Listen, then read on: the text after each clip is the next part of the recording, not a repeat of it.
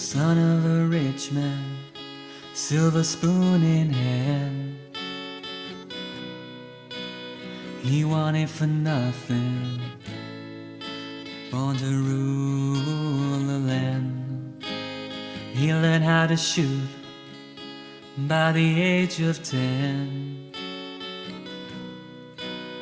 and by his 16th he'd killed 4 men. That kid was nothing but trouble since the day he was born, brought shame to his family and now they all mourn. Up in the stands his father cries as the judge sentenced him to the rest of his life inside. Whoa, inside.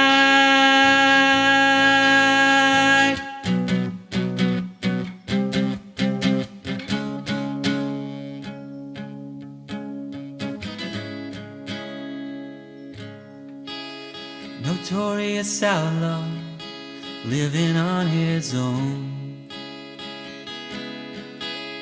He traveled the country, but he never go home. But the rebel inside him went back to his town. He thought he could fight, but the law struck him down. That kid was nothing but trouble since the day he was born, brought shame to his family and now they all mourn. Up in the stands his father cries as the judge sentenced him to the rest of his life inside.